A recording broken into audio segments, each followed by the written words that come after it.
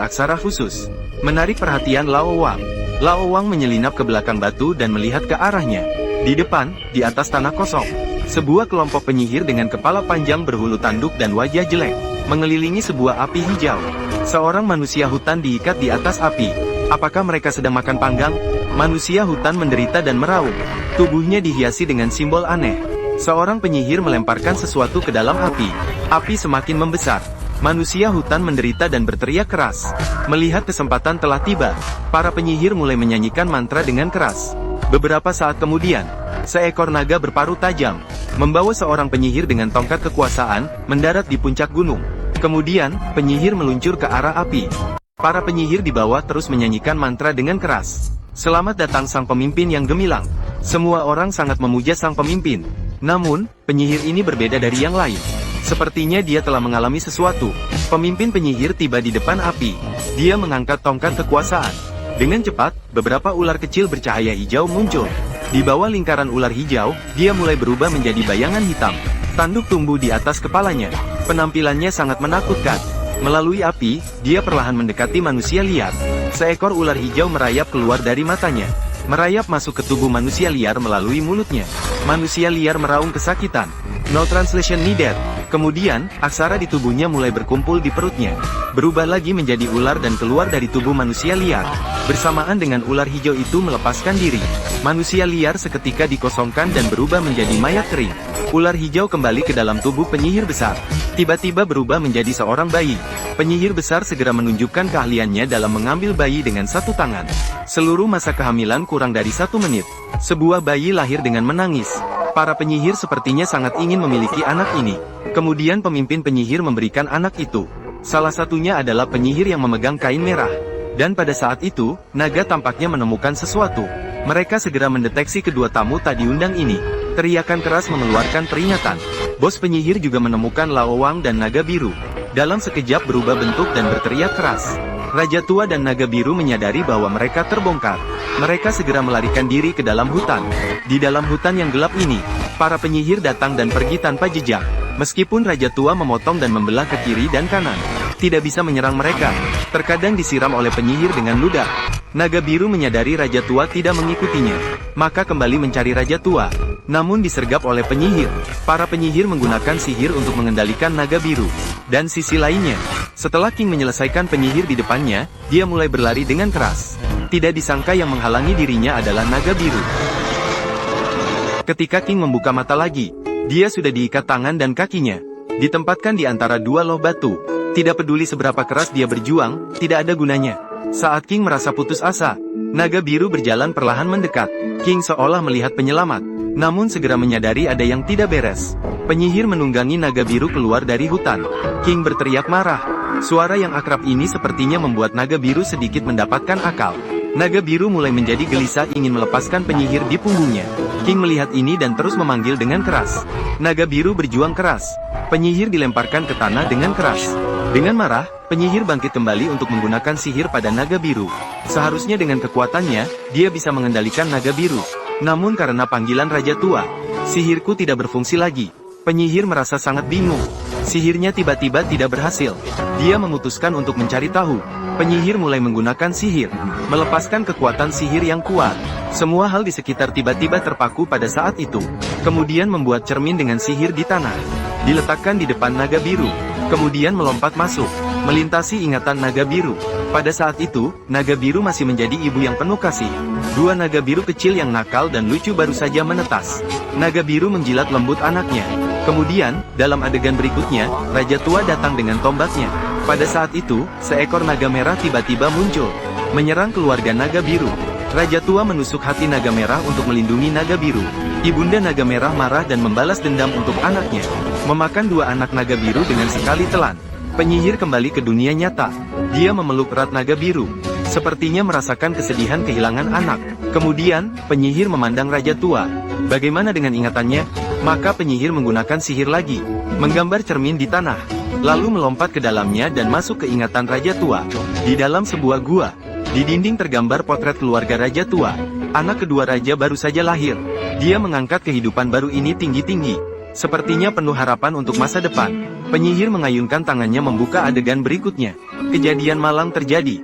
Istri dan anak-anak raja tua tewas tragis di mulut naga merah. Adegannya sangat kejam. Sang penyihir tidak tahan melihat lebih lanjut dan kembali ke kenyataan. Akhirnya dia mengerti hubungan antara manusia dan naga ini. Mengapa ada persahabatan yang begitu dalam? Setelah melepaskan segel, sang penyihir kembali menggunakan sihirnya pada naga biru. Mengendalikan naga biru dan naik ke atasnya. Matanya berkilau dengan air mata. Yang terpancar hanyalah belas kasihan dan simpati. Kemudian naik naga biru menuju ke dalam hutan. Untuk sementara waktu, Raja Tua sedikit bingung.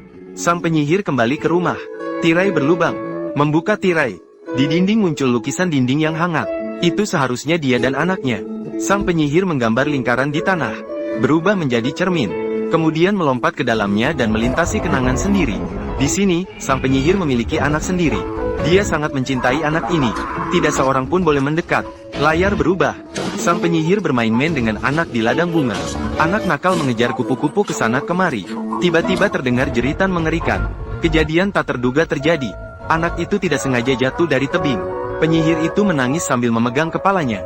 Seakan kehilangan seluruh dunia. Penyihir yang kembali ke kenyataan. Hatinya tak bisa tenang untuk waktu yang lama. Dia mengambil kain merah itu. Itu adalah satu-satunya kenangan yang ditinggalkan oleh anak itu untuknya. Pada saat itu, seorang penyihir gemuk datang memanggilnya untuk bekerja. Tugasnya adalah menggambar simbol di tubuh Raja Tua. Saat ini berapa persen baterai ponselmu? Tulis di kolom komentar dan lihat siapa yang sama denganmu. Penyihir menusuk Raja dengan jari, membuatnya tak bisa bergerak. Kemudian menggambar berbagai simbol aneh di tubuh Raja. Tiba-tiba seekor kupu-kupu merah mendarat di bahu Raja. Melihat kupu-kupu, penyihir teringat akan anaknya. Pada saat itu, dia seolah mengerti sesuatu. Dia pergi dengan menunggangi naga biru. Malam, upacara pewarisan akan segera dimulai. Raja Tua diikat di atas tumpukan kayu bakar seperti sebelumnya. Pemimpin penyihir datang meluncur lagi. Semua penyihir menyambut pemimpin dengan antusias. Bayangan hitam tiba-tiba muncul di sudut. Ternyata itu adalah penyihir yang kehilangan anak. Dia membawa tombak Raja Tua menuju puncak gunung. Untuk apa ini? Upacara resmi dimulai. Pemimpin penyihir mulai berubah setelah melemparkan mantra. Siap untuk menghisap esensi Raja Tua. Pada saat itu, naga terbang mengaum. Ternyata penyihir menyerangnya. Penyihir menggunakan sihir. Naga terbang terbunuh dan jatuh dari tebing. Pemimpin penyihir menyadari adanya pengkhianat di antara kelompoknya yang marah. Di bawah kendali penyihir, naga biru muncul. Dengan ekornya, ia menghancurkan tiang batu. Raja Tua akhirnya mendapatkan kembali kebebasannya. Namun, pemimpin penyihir tiba-tiba berubah menjadi serigala raksasa. Melawan naga biru. Jelas sekali naga biru bukan lawan yang sepadan bagi serigala raksasa. Penyihir berubah menjadi seekor gagak dan bertarung dengan serigala raksasa. Dan meminta naga biru untuk membawa Lao Wang pergi dari sini. Dia sendiri melanjutkan pertarungan dengan serigala raksasa. Naga biru membawa Raja Tua berlari ke tempat yang jauh. Bagaimana seekor gagak bisa melawan seekor serigala? Tidak lama kemudian, penyihir langsung tersungkur ke tanah.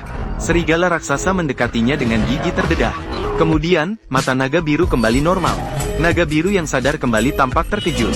Dia menjadi tenang saat melihat Raja Tua. Sepertinya penyihir telah mati di mulut serigala raksasa. Raja Tua tidak bisa mengubah situasi ini. Hanya bisa membawa naga biru melarikan diri secepat mungkin. Di dunia lain, penyihir bertemu dengan anaknya. Mereka akhirnya bersatu kembali. Mungkin ini adalah akhir yang terbaik. Seberapa menakutkan makhluk tak terlihat dari zaman purba. Mampu membunuh Triceratops yang memiliki pertahanan terkuat hingga hancur berkeping-keping. Bahkan ksatria naga pertama zaman purba pun terkejut sampai berkeringat dingin. Pada malam bulan purnama, seekor macan gigi sabre mengembara di hutan. Tiba-tiba sepertinya ia mencium bau tertentu. Menemukan kegiatan di hutan, macan gigi sabre segera menunjukkan taringnya sebagai peringatan. Pertempuran datang begitu tiba-tiba. Suara menyeramkan bergema di lembah. Berkeliling di sekitar api siap untuk istirahat. Lao Wang dan Blue Dragon segera menjadi waspada. Raja Tua yang gagah berani terkejut sampai berkeringat dingin. Dia secara naluriah menggenggam tombaknya siap untuk bertarung. Hanya setelah yakin bahaya perlahan menjauh, dia berani bersantai. Hari berikutnya, Lao Wang dan Blue Dragon melanjutkan perjalanan mereka. Mereka melewati tumpukan batu dan sampai di hutan. Mereka 5 mereka 3. Mereka melewati batu 3. Naga biru yang tajam sepertinya merasakan ketidaknyamanan. Tiba-tiba, Raja Tua menemukan jejak darah di depan. Naga biru dengan penciuman tajamnya merasakan bahaya. Memberi isyarat kepada Raja Tua untuk segera meninggalkan tempat yang tidak baik ini. Namun Raja Tua memiliki rasa ingin tahu yang besar. Bersikeras untuk mendekati dan mencari tahu. Namun pada saat berikutnya, Tuan Wang terkejut dengan pemandangan di depannya. Bangkai Smilodon berserakan di tanah. Kondisinya sangat menyedihkan. Apa jenis makhluk yang bisa merobek Smilodon menjadi potongan-potongan? Naga biru mencium bangkai di tanah. Langsung menjadi cemas dan gelisah. Terdengar raungan marah seolah-olah melepaskan ketakutan dalam hati. Kemudian berbalik dan pergi. Lao Wang juga mengikuti. Satu orang satu naga melarikan diri dengan panik. Waktu sudah mulai senja. Bahaya juga semakin mendekati mereka langkah demi langkah. Di tengah kabut, sebuah makhluk misterius bersembunyi di tempat gelap. Tiba-tiba ia mulai bergerak. Berlari maju dengan kecepatan tinggi. Dengan cepat mengunci posisi target. Ia mengincar sekawanan Triceratops yang sedang bermigrasi. Pembantaian akan segera dimulai. Seekor Triceratops yang sedang minum air merasakan bahaya. Secara naluriah bersiap untuk bertahan. Namun dalam sekejap, suara teriakan mengerikan kembali bergema di lembah. Tuan Tua dan Naga Biru merasakan ketakutan yang belum pernah mereka rasakan sebelumnya. Dengan cepat, suara teriakan di sekitar berulang kali terdengar. Makhluk misterius yang bersembunyi di kegelapan masih melakukan pembantaian dengan gila. Tindakannya sangat kejam. Beberapa Triceratops yang tersisa melarikan diri dengan gila ke sebuah lapangan kosong. Mereka berkumpul rapat, susun formasi pertahanan dengan baik.